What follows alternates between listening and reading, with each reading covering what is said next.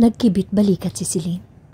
I wonder kung magagalit ang girlfriend mo kapag nalaman niya na ang boyfriend niya ay nakikipagtalik sa ibang babae. Tinitigan siyang mabuti ni Lester. Lumutang ang kawalan at pagkabigo mula sa kaibuturan ng puso nito. Marahang pinisil ni Celine ang mga daliri nito. Maliligo lang ako. Pagkasabi noon ay tumalikod na siya at pumunta sa banyo. Paglabas ni Celine sa banyo, may isang set ng kanyang lumang pajama sa kama. Saglit siyang natigilan at bago pa siya makapagsalita, ay narinig na niya ang boses ni Lester. Isuot mo yan. Magagawa niya na magpaangkin sa lalaking ito ng paulit-ulit. Ngunit hindi na siya magiging katulad ni Celine. Ang pangalang iyon ay pag-aari ng nakaraan. At matagal nang patay ang babaeng yun. Bakit ako magsusuot ng pajama kung huhubarin ko rin naman? Hindi ba mas maganda kung wala akong saplot ngayon? Itinaas ni Celine ang kanyang mahabang buhok at diretsong nahulog ang tuwalya sa sahig. Hubad siyang naglakad patungo sa kama. Pinagmasdang mabuti ni Lester ang bawat kilos niya. Makinis at flawless ang balat niya. Bumagsak ang mga mata ni Lester sa kanyang mapuputi at mahahabang binti. Nagdilim ang mga mata ni Lester at mabilis na naghubad. Muling naganap ang oras ng mahabang pakikipagtalik. Tila wala nang lakas si Celine para iangat ang kanyang mga paa at pumunta sa banyo kapag ito ay tapos na. Ang kanyang buong katawan ay inilublob niya sa bathtub. At ang kanyang luha ay nagsimulang bumagsak. Nung una, madaling nakokontrol ni Celine ang kanyang emosyon. Ngunit dinala siya dito ni Lester ngayon, sa kanyang dating tahanan. Bumalik sila sa lugar kung saan sila nanirahan ng magkasama sa napakaraming taon. Sa iisang silid, sa iisang kama, kung saan ginagawa ang pinakakilalang bagay. Parang bumalik ang lahat sa nakaraan. Siya pa rin ang walang muwang nasisilin sa harap nito. Ang masayang babae na inispoil nito ng sobra. Noong panahon na iyon, naisip niya na palagi siyang papabura ng Diyos. Pagkatapos ng masasakit na alaala, ay bumalik ang lahat. Lumubog si Celine sa tubig at umiyak ng malakas. Paglabas niya ng banyo, ay si Amira na siya. Makalipas ang kalahating oras, nagbihis si Celine at hindi nakita ang bakas ni Lester sa kwarto. Kaya bumaba siya para hanapin ito. Naglakad siya patungo sa sala at hindi pa rin niya mahanap si Lester. Sa kanyang pagtataka, nakarinig siya ng ingay mula sa kusina. Nang ibaling niya ang kanyang ulo, nakita niya si Lester na lumabas mula sa kusina. Nakasuot ito ng apron at may hawak na plato. Handa na ang hapunan. Nang tawagin siya ni Lester, noon lamang bumalik ang kanyang katinoan. Ilang simpleng lutong bahay ang ginawa ni Lester. Kinuha ni Celine ang kanyang tinidor at unang tinikman ang salad. Ang mga gulay ay masarap, pero bakit mapait ang bibig niya? Ang kanyang halo-halong emosyon ay nagpamanhid sa kanya. Pakiramdam niya ay mawawalan siya ng kontrol. Nagmamadaling ibinaba ni Celine ang tinidor, huminga ng malalim, at iniba ang usapan. Mr. Samonte. Amira, tawagin mo na lang akong Lester. Bahagyang natigilan si Celine. Lester, baka pwedeng sabihin mo sa akin ang tungkol sa iyong girlfriend. Uminom ng tubig si Celine pagkasabi noon. Hindi niya inaasahan na sasabihin ni Lester ang kanilang kwento kahit kanino. Kaya nang magsalita ang lalaki, nanginig ang buong katawan niya. Pareho naming first love ang isa't isa. Kasama ko siya since 18 years old siya. Maganda siya at matalino. Malaki ang tiwala niya sa akin. Kaya halos ibinigay niya sa akin ang kanyang puso. Nagsimula ng kabahan si Celine. Pagkasabi noon, kumikinang ang mga mata ni Lester sa pagmamahal.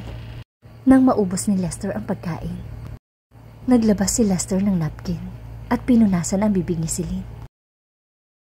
Nag-intern siya sa aking kumpanya noong college siya at naging sekretary ko pagkatapos ng graduation. Objectively, napakahusay niya sa kanyang trabaho. She is a person who demands a lot from herself. Kaya pinagkatiwalaan ko siya sa trabaho. Sa aming relasyon, palagi kong ginagampanan ang papel ng mapagmahal na boyfriend at ibinigay ko sa kanya ang pagmamahal na kinaiinggitan ng lahat ng kababaihan. Biglang huminto si Lester. Bahagyang nagbago ang kanyang mga mata. Ngunit sa huli, ako mismo ang nagpadala sa kanya sa impyerno. Nang marinig iyon ni Celine, pinigilan niya ang kanyang sarili at kunwaring interesadong nagtanong, "Bakit?" Biglang tumawa si Lester.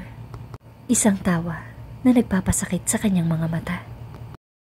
Niloko ng daddy niya ang mami ko. Naniniwala ako noon na natural lang na pagbayaran ng kanyang anak ang kasalanan ng kanyang ama. Kaya nilapitan ko siya ng may paghihiganti at pagkatapos ay sinira ko siya. Ako mismo ang nagpakulong sa kanya. Pinagmasdan ko ang anak na babae ng aking kaaway, na sa wakas ay nabaliw sa akin. Akala ko ay makukuha ko ang kilig ng tagumpay. Sabi ni Lester na nanginginig ang boses. Ngunit paano palaging nangyayari ang mga bagay tulad ng inaasahan mo?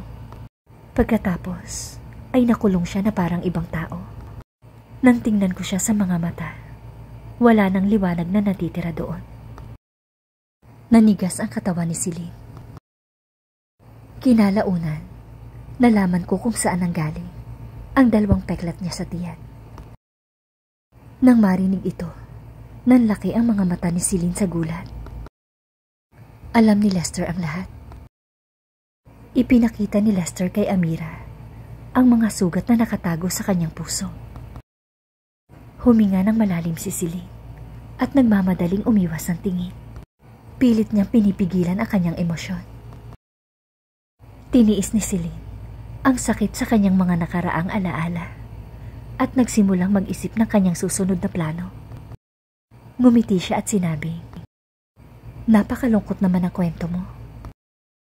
Pero ngayong nasa iyo na ako, hindi ba oras na para kalimutan mo ang babae sa nakaraan?" Inangat ni Lester ang kanyang tingin para titigan ang babae sa kanyang harapan. At naging komplikado ang kanyang tingin. Bahagyang ipinikit ni Celine ang kanyang mga mata bago ibinaba ang kanyang katawan. Ang kanyang mapupulang labi ay marahang dumidikit sa labi ng lalaki. Nang maramdaman ni Lester ang malambot niyang labi, tuwang-tuwa siya nitong binuhat patungo sa sofa. Sa puntong ito, ay tila nakalimutan nilang dalawa na 1 oras pa lang ang nakakalipas. At sa sandaling ito, ay muling nabuhay ang kanilang pagnanasa. Marahang gumalaw pababa ang kamay ni Lester.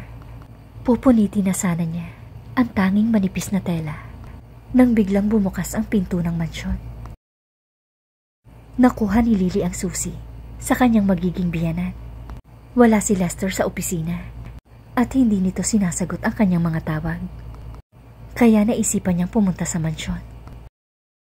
Ang hindi niya inaasahan ay ang nakita niya nang pumasok siya sa bahay.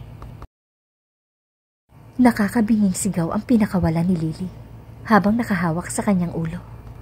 Nanlaki ang mga mata niya na tila hindi makapaniwala. Kumunot ang noon ni Lester nang makita si Lily. Pero hindi naman masyadong nagulat ang mukha niya. "Lester, anong ginagawa mo?" Tulad ng maraming bobong babae, hindi inakala ni Lily na maaaring mangyari sa kanya ang ganito. Nahuli niya ang mga ito, ngunit umaasa pa rin siya na makapagpapaliwanag si Lester. Walang emosyon na sinulyapan siya ni Lester at halatang wala itong balak na magpaliwanag. Napangiti si Celine at dahan-dahang umupo sa sopa. Saka nagbihis ng walang pakialam. Sino ka? Dinuro siya ni Lily na tila nagsiselos. Walang pakialam na tiningnan ito ni Celine. At pagkatapos ay tumingin siya kay Lester at nagtanong. Mr. Samonte, siya ba ang girlfriend mo? Agad namang umiling si Lester at diretsong sumagot. Hindi siya ang tinutukoy ko. Halos mabaliw si Lily sa tugon ni Lester. Lester Samonte, anong sinasabi mo? Hinimas ni Lester ang kanyang noo at malamig na nagsalita. Pwede bang hinaan mo ng konti ang boses mo?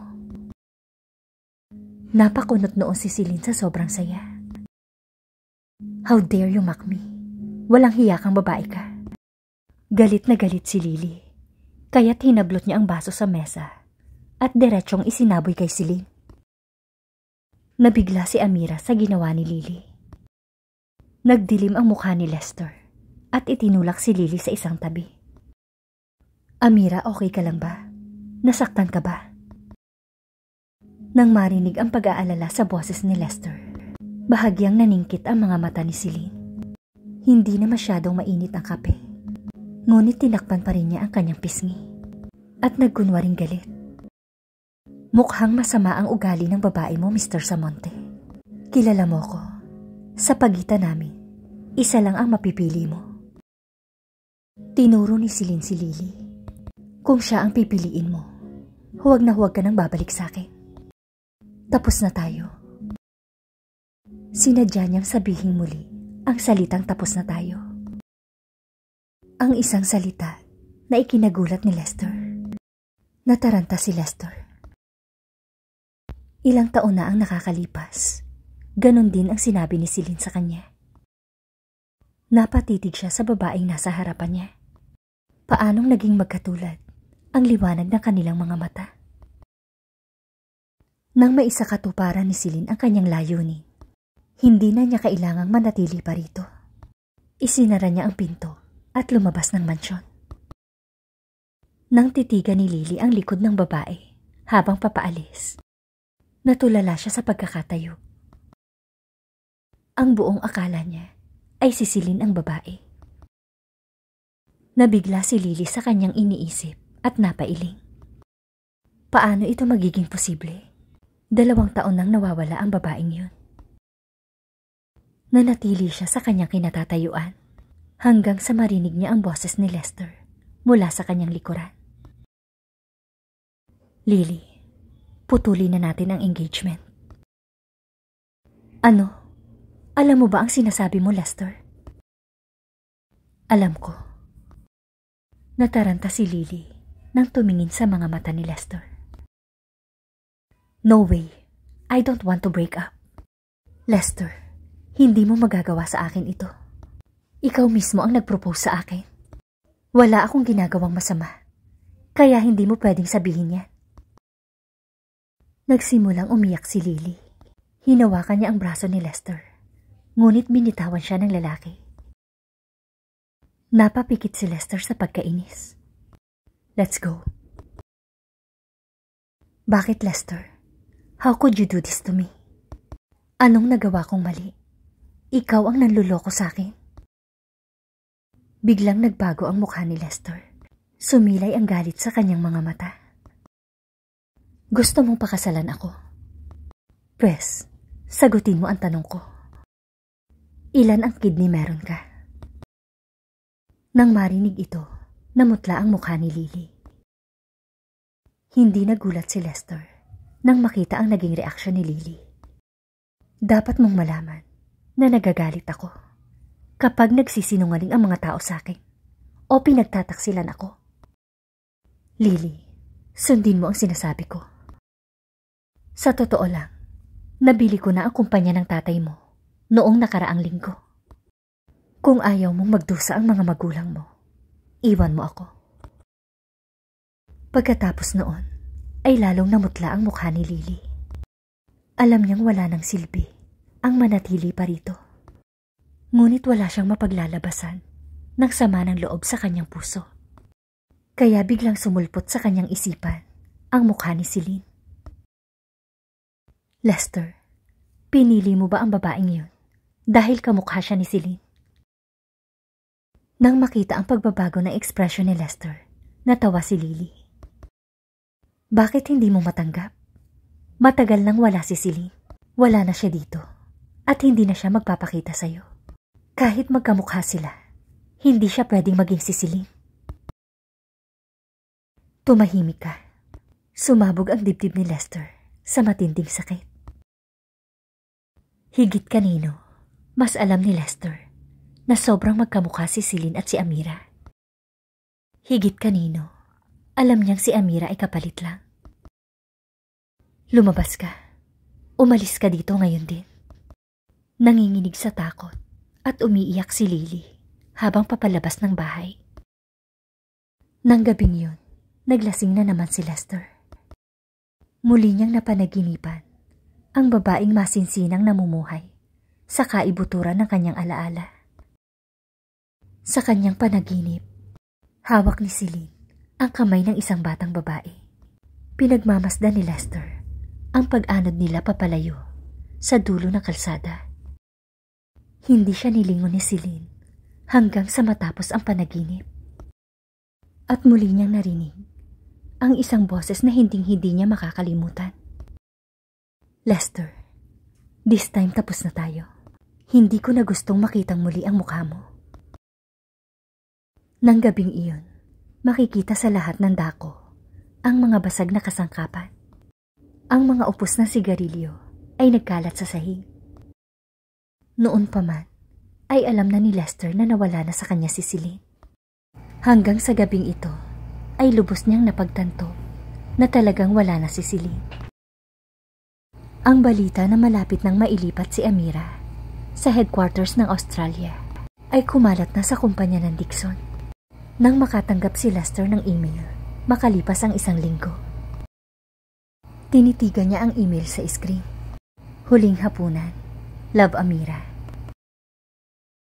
Sa kabilang panig, nakaupo si Celine sa harap ng kanyang aparador. Tinitigan niya ang sarili sa salamin nang may kasiyahan. Ang kanyang makeup ay hindi bababa sa 60%. Nakatulad na katulad bago siya magpa-plastic surgery.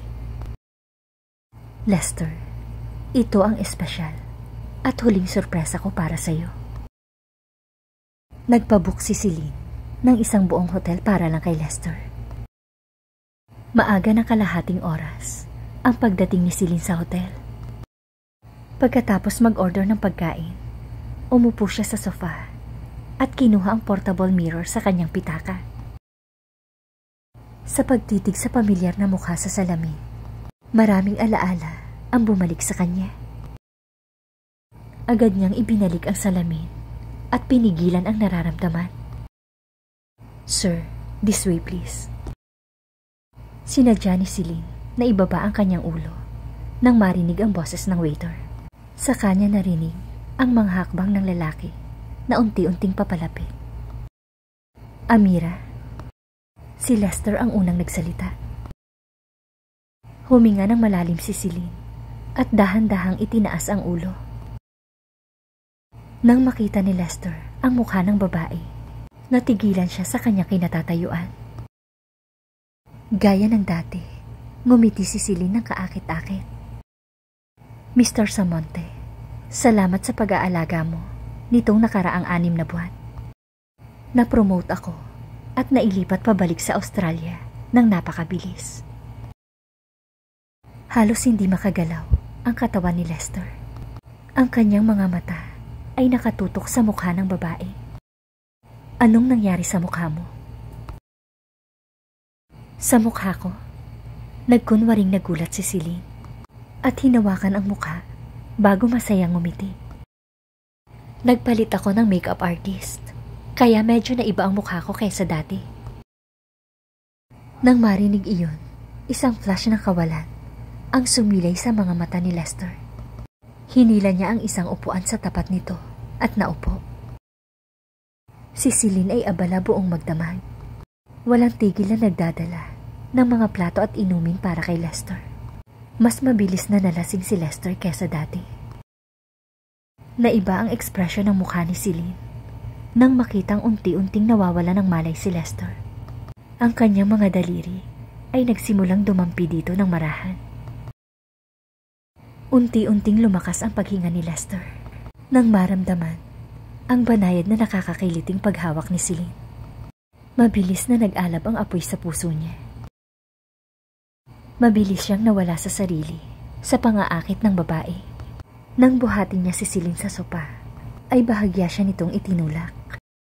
Mr. Samonte, not today, dahil may pag-uusapan tayong negosyo. Anong negosyo? Sabik na hinalikan ni Lester ang hubad na balat ni Celine at nag-iwan iyon ng mga pulang marka. Pagkatapos, ang kanyang malaking palad ay umabot hanggang sa ilalim ng palda ni Celine. Kailangan kong asikasuhin ang isang huling partnership upang makalipat ng maayos pabalik sa Australia. Inabot ni Celine ang mga inihandang dokumento sa kanyang bag habang patuloy na nakikipagbuno sa lalaki. Nawala ng pasensya si Lester at pinirmahan ang mga papeles bago binuhat si Celine gamit ang isang braso. Akala ko sinabi mo na ito na ang huling hapunan. Paano ko palalampasin ang mahalagang pagkakataong ito? Napuno ng mga daing ang kwartong iyon. Si Celine ay napaka-cooperative ngayong gabi at kumilos upang matugunan ang lahat ng mga pangangailangan ni Lester. Makalipas ang 2 oras, natapos ang nakakapagod na pagtatalik na ito. Bumangon si Celine at pumunta sa banyo para maligo. Pagbalik niya sa kama, tumitig siya sa kisame. Kalmado ang kanyang isip gaya ng dati. Mr. Samonte, hayaan mo akong magkwento sa iyo. Tumango si Lester at mahinang sumagot. Okay. Ang sabi sa libro, never fall in love with someone when you're 18. Dahil gugustuhin ka ng taong iyon ng labis. Ngunit hindi mo siya makukuha. Subalit noong ako ay 18 taong gulang, nahulog ako sa isang tao at minahal ko siya ng husto. Ang antok ni Lester ay nadagdagan at hindi niya namalayan ang sinabi. At pagkatapos, huminto si Celine at napatitig sa kisame. At pagkatapos, ay itinapon ako ng taong iyon sa impyerno. Sa mga salitang iyon, napamulat ang mga mata ni Lester. Napatitig siya sa mukha ng babae at gulat na sinabi, "Sino ka?" Bilang isang babaeng mababa ang lipad, nahanap ko na naman yung lalaking nagpakulong sa akin noon. Ngumiti si Celine at tumingin kay Lester. Pinatay ng tatay ko ang nanay niya at naghiganti siya sa akin. Gumugol ako ng 2 taon at 7 buwan sa bilangguan. Nag-donate ako ng kidney sa lalaking ito at nanganak ako sa kulungan. Tumingin siya sa gulat na mga mata ni Lester. Ngumisi siya at ipinikit ang kanyang mga mata. Nagngangalit ang kanyang mga ngipin habang sinasabi niya ang bawat salita. Pagkatapos ay nagtago akong mag-isa sa Australia. Medyo binago ko ang estilo at mukha ko at gumapang pabalik sa kanyang kama. Well, mukhang alam na niya kung sino ako ngayon. Halos nanginginig si Lester at agad na tumulo ang luha sa kanyang mga mata.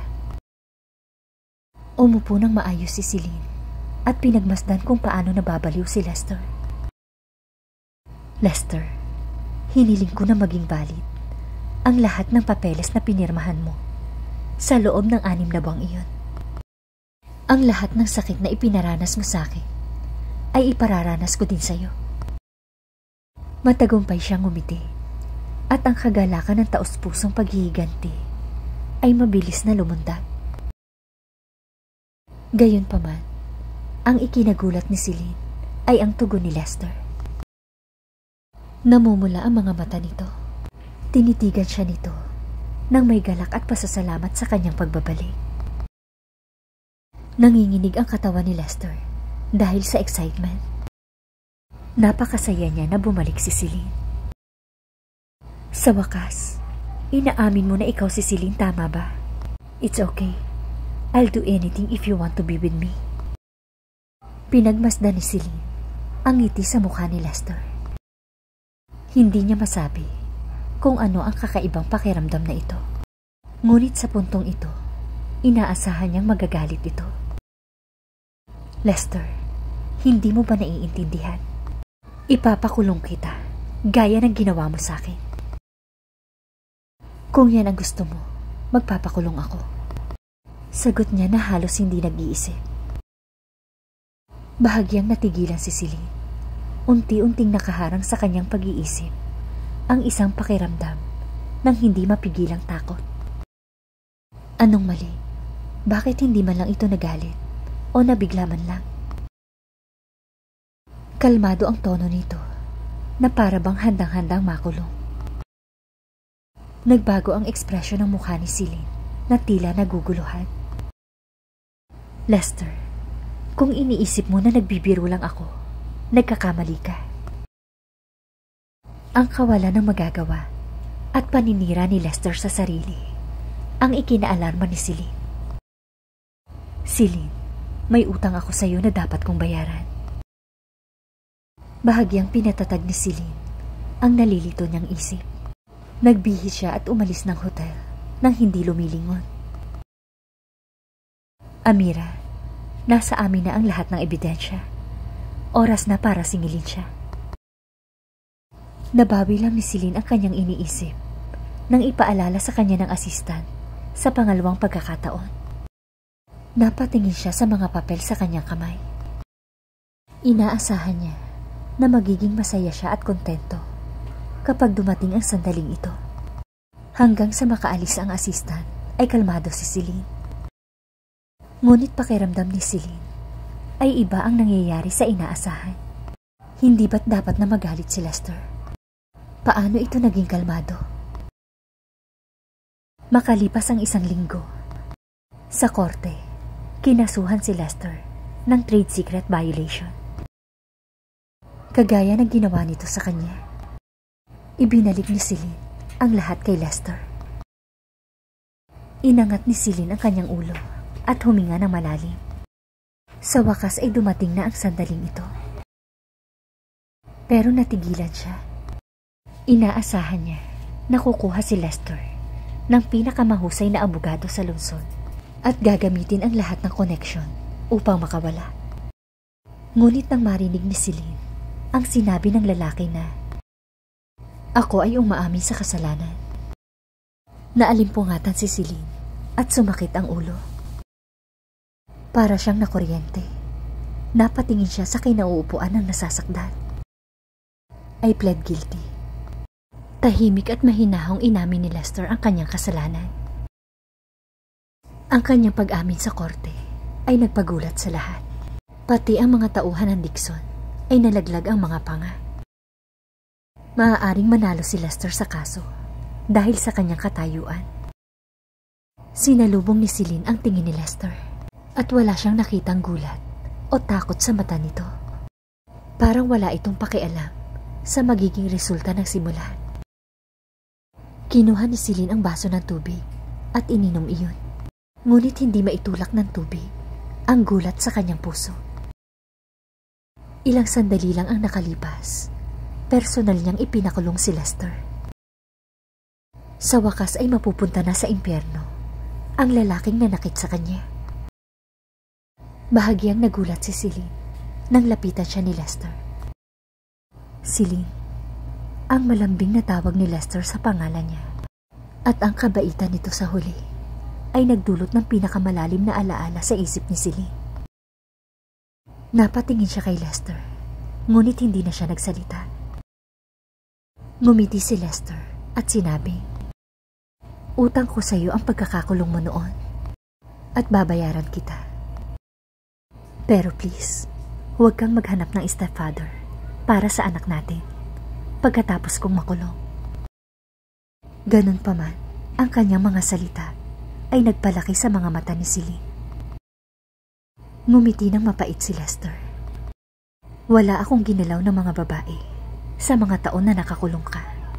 Kaya dapat mo akong hintayin kasama ang mga bata. Kapag nakalabas siya sa kulungan, muli niyang ipapanalo ang babaeng ito sa kahit anong paraan. Mabilis na tumibok ang puso ni Celine. Ibinaba niya ang kanyang ulo at pilit na kinalma ang sarili. Lester, hindi sa'yo ang mga bata. Celine, magsisinungaling ka pa ba sa akin? Matagal ko nang nalaman. Meron tayong anak na babae na nagngangalang Daisy. Nang marinig ito, marahas na nangatal ang katawan ni Celine. Habang nasa kulungan ka, pinaghirapan mong mabawasan ang iyong sentensya para makalabas ka sa lalong madaling panahon para sa iyong anak. Noong nakalabas ka, nagsinungaling ka sa akin at sinabi mong nagsusugal ka para makuha sa akin ang pera na kailangan mo para sa operasyon ni Daisy. At pinilit mo pa ang iyong sarili na matulog sa akin ng 1 buwan para mabuntis ka ulit at gamitin ang dugo ng kordon para iligtas si Daisy. Celine, sa tingin mo wala akong alam? Itigil mo na yan. Pasigaw na sabi ni Celine. Nang mga sandaling iyon, napakahirap isipin ang malungkot na nakaraan. Ang alaalang iyon ay isang bagay na gustong-gusto niyang kalimutan. Sinubukan niyang pigilan ang kanyang mga luha. Huminga siya ng malalim at itinaas ang kanyang mga mata upang tingnan si Lester. Hindi mo pa sila nakikita simula nang ipinanganak sila. Kaya anong kinalaman mo sa mga bata? Habang sinasabi niya yun, nataranta siya at sinubukang tumakas. Nang dumaan siya sa tapat ni Lester, mahigpit nitong hinawakan ang kanyang pulso. At nang sumunod na segundo, ay hinila siya nito sa matigas na dibdib. Tumama ang kanyang noo sa dibdib nito at bago pa siya makapag-react, ay inangat nito ang baba niya. Ilang saglit pa, dumampi ang palad ni Lester sa ulo niya. At ang mainit nitong labi ay dumampi sa kanyang mga labi. Celine, mamimiss kita. Natigilan si Celine sa biglaang paghalik ni Lester. Nawala siya sa kanyang isip at nakalimutan niyang magpumiglas. Tila ginamit ni Lester ang lahat ng kanyang lakas upang yakapin siya ng mas mahigpit. Sa wakas ay natauhan si Celine at nagsimulang magpumiglas. At nang oras ding iyon ay pinakawalan siya ni Lester. Hintayin mo ko, Celine. Halos basagin ng mapait na boses ng lalaki ang brick wall na itinayo ni Celine sa paligid ng kanyang puso. Pagkatapos ng lahat ng kanyang paghihirap, hindi na ito makakabalik sa kanya. At nang makaalis si Lester, natigilan si Celine at nanlamig sa kanyang kinatatayuan. Parang nakagapos ang kanyang mga paa at halos hindi siya makagalaw. Ano ba ang kumakabog na sakit sa dibdib niya? Habang nasa kulungan si Lester, akala ni Celine ay gagaling ang kanyang mga sugat sa lalong madaling panahon. Ngunit ganun pa man, iniligay niya ang kanyang trabaho sa araw at gabi. At uminom siya para malunod sa kanyang kalungkutan. Parang panaginip lang ang halos buong buhay niya. At ngayon sa wakas, ay oras na para magising siya. Ang mga utang ni Lester sa kanya ay nasingil niya. Ngunit hindi siya nakaramdam ng labis na tagumpay. Habang naiidlip si Celine sa kanyang opisina, binuksan ng asistant ang pinto na may nalilitong ekspresyon. Ang kalidad ng kanyang pagtulog ay napakahina, kung kaya't madali siyang magising mula sa kanyang pagkakatulog. Binuksan niya ang kanyang mga mata at nagtanong, "Anong nangyari?" "Amira, ito ay isang mensahe mula sa isang tao sa kumpanya ni Lester." "Mula sa kumpanya ni Lester? Sigurado ka bang para sa akin ito?" Mahigit 1 buwan nang nakakulong si Lester. Sino pa ang maghahanap sa kanya ngayon? Amira, para sa'yo talaga ito. Alam mo ba kung sino ang nagpadala ng mga papeles? Assistant daw ni Lester. Pagkatapos noon, nagsalubong ang mga kilay ni Celine. Binuksan niya ang malaking envelope at inilabas ang mga papel sa loob. Dahil sa mga nakasulat sa puting papel, nanlaki ang mga mata ni Celine sa gulat. Napuno ng gulat at pagkabigo ang kanyang mga mata habang pinabasa iyon. Nagulat ang assistant habang pinagmamasdan ang kanyang amo na nawala ng kontrol. Miss Amira, may problema ba? Anong pinadala nila sa'yo? Inilapag ni Celine ang dokumento sa mesa.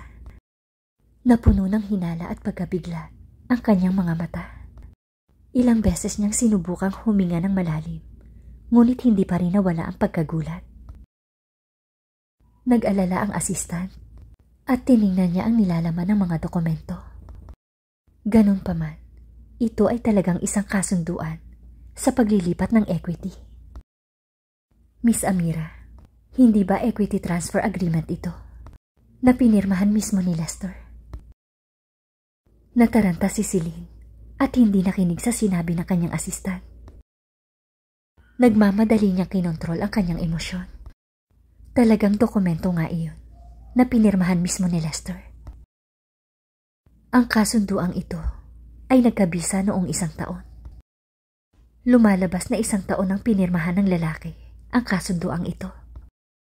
Inilipat nito ang karamihan sa mga bahagi ng kumpanya sa kanya, habang pinapanatili lamang nito ang isang maliit na bahagi. Ito ay ginawa ng tahimik at palihim, hanggang sa umamin si Lester na nagkasala at napunta sa kulungan, ay ibinigay sa kanya ang mga dokumentong ito. Kumunot ang noo ng assistant. Miss Amira, since Mr. Samonte gave you his company a year ago, legally speaking, hindi na siya ang legal representative ng kumpanya ng Samonte.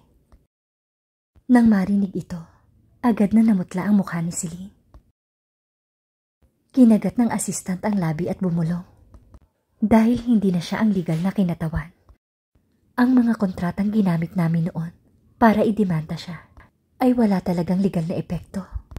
Dahil wala siyang karapatang pumirma sa mga yon. Kung ganon, bakit siya nag-plead ng guilty sa korte? Binigkas na ng hukom ang hatol.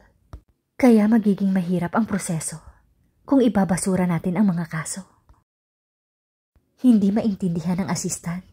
Mayroon bang mga tao sa mundong ito na gustong-gusto ang kulungan? Namula ang mga mata ni Celine at nagsimulang manginig ang kanyang balikat. Alam niya kung ano ang totoo.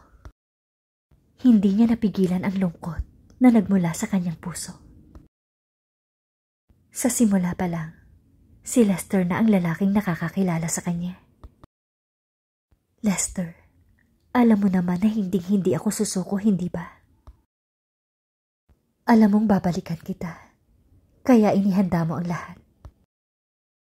Lester, nanalo ka na naman. Lumipas ang matagal na katahimikan. Inakala ng assistant na hindi na siya sasagutin ng kanyang amo. Ngunit biglang tumingala si Celine. Kasi sa mga oras na ito, gusto niya ring makaganti sa akin. Kinagabihan sa kulungan. Bagamat kasundo ni Lester ang gwardya, kaya ayos lang. Tumingin siya sa labas ng bintana sa maliwanag na buwan. Palaging may magiliw na ngiti sa kanyang mga labi. Iniisip niya si Celine. Nitong mga nakaraang taon, hindi siya naging kalmado gaya ngayon. Naramdaman ni Lester na sa wakas ay nakabawi na siya kay Celine habang nananatili siya sa kulungan. Nang dumating ang araw na yon, nang makita niya ang liwanag ng araw, maaari niyang ibuka ang kanyang mga kamay at yakaping muli ang babaeng mahal niya nang hindi nahuhulog sa mga pagkakasala. Celine, hintayin mo ako. Warren, ang tanging makakatulong sa akin ngayon ay ikaw lang. Kailangan mo akong tulungan. Tinawagan ni Celine ang kanyang kaibigan sa Vancouver at ikinwento dito ang nangyari. Agad namang nangako si Warren na tutulungan siya. Hindi siya mabubuhay ng komportable sa mundong ito. Sa mahabang linggo ng paghihintay, hindi makakain o makatulog si Celine. Nang tawagan siya ni Warren, mabilis niya itong sinagot. Isang napakasamang pakiramdam ang bumangon mula sa kaibuturan ng puso ni Celine. Napahigpit ang hawak niya sa kanyang telepono. Celine, pasensya na. Bumagsak ang mga luha sa pisngi ni Celine. Kung hindi man mailabas ni Warren si Lester, hindi niya alam kung sino pa sa lungsod ang taong makakatulong sa kanya. Nakipag-ugnayan ako sa aking mga kakilala. Ngunit ano? Tumanggi si Lester na baguhin ang kanyang salaysay. Ang mga salita ni Warren ay parang isang matulis na bagay na tumutusok sa puso ni Celine at hindi niya napigilang mapaiyak. Anong sinabi mo? Tanong niya sa nanginginig na boses na tila hindi makapaniwala. 5 taon at 2 buwan. Maluwag niyang tinatanggap ang kanyang sentensya. Sinabi ni Lester na pinahirapan kanya sa loob ng 2 taon at 7 buwan. At siguradong dodoblehin niya yun.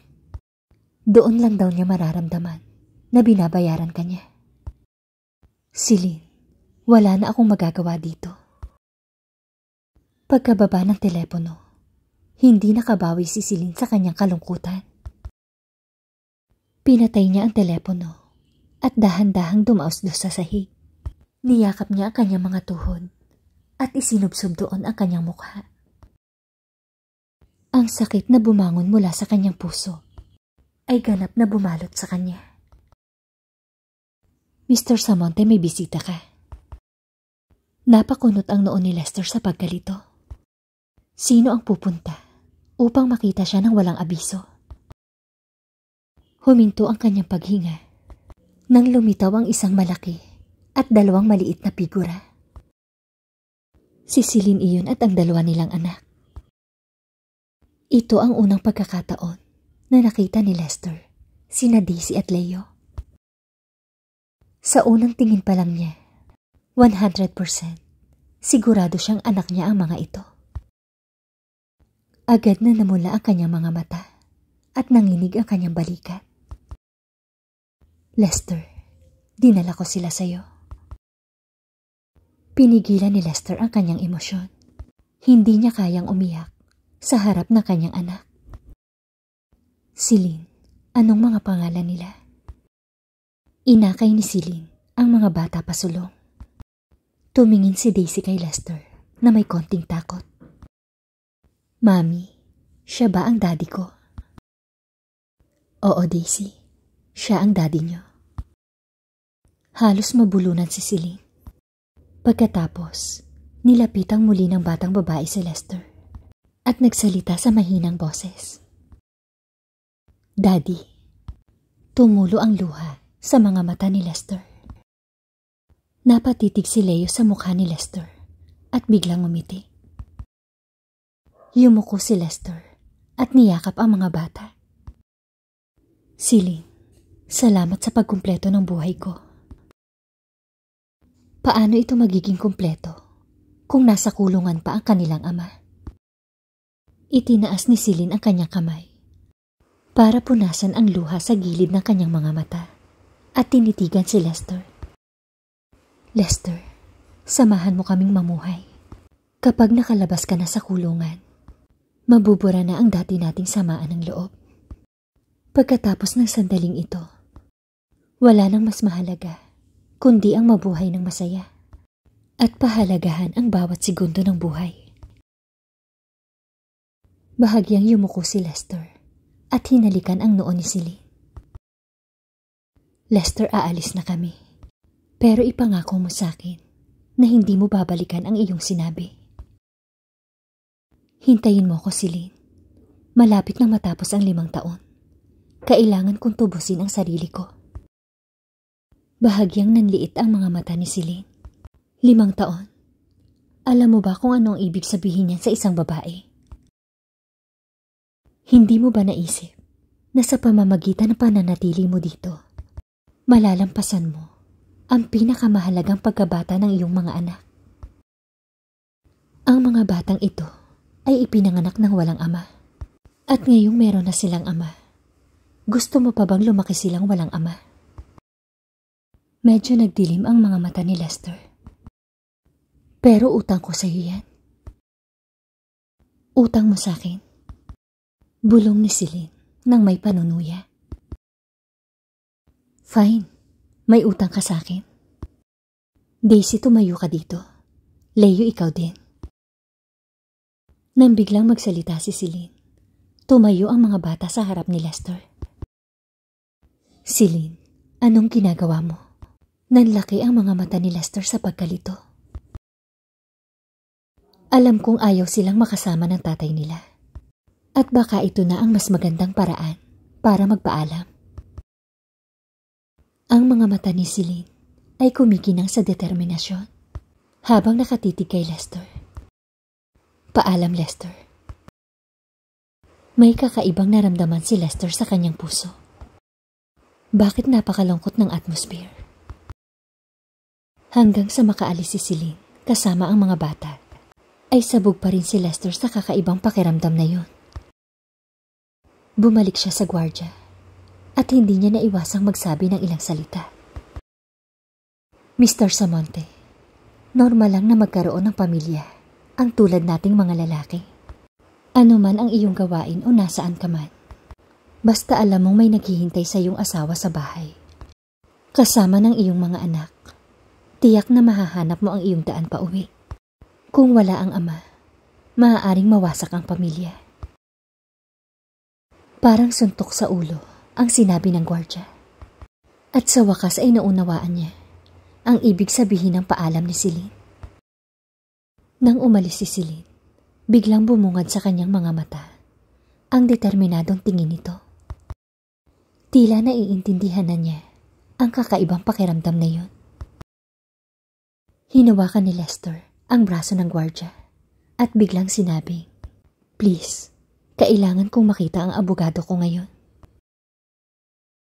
Dahil pumayag si Lester, hindi siya nagkamali sa loob ng kalahating araw. Walang ibang naramdaman si Lester, kundi kaba at takot sa kanyang puso, at umasa na sana ay makalabas na siya ng kulungan. Nang makita niya ang kanyang assistant, hinila niya ito at nag-aalalang nagtanong, Nasaan si Celine? Nasaan ang mga bata? Nauutal na sumagot ang assistant. Sir, sasakay na sila ng eroplano, pabalik ng Australia, kasama ang mga anak mo ngayong hapon. Sinadyang tingnan ng assistant ang kanyang relo at sinabing, Sir, 15 minutes na lang bago sila sumakay ng eroplano. Napamura si Lester sa kanyang sarili. Pero kailangan pa rin niyang makarating sa paliparan. Pagkasabi noon, ay nakapasok na siya sa kanyang Bentley na minamaneho ng kanyang assistant na mabilis na nagmamaneho patungong airport.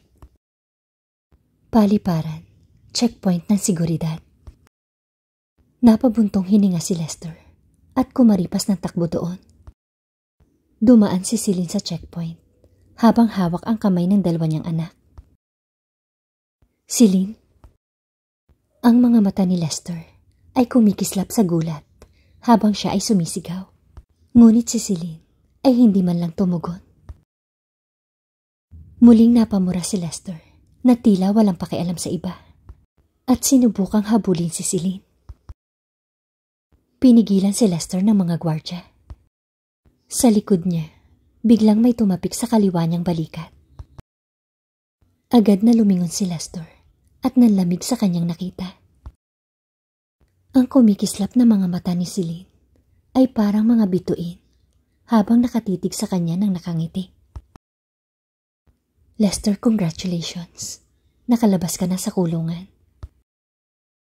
Natigilan si Lester habang nakatingin dito. Pagbaba niya ng tingin ay nakangiti sa kanya sina Daisy at Leo. Tumingin si Celine sa mukha ni Lester at pinunasan ang butil ng pawis nito sa mukha.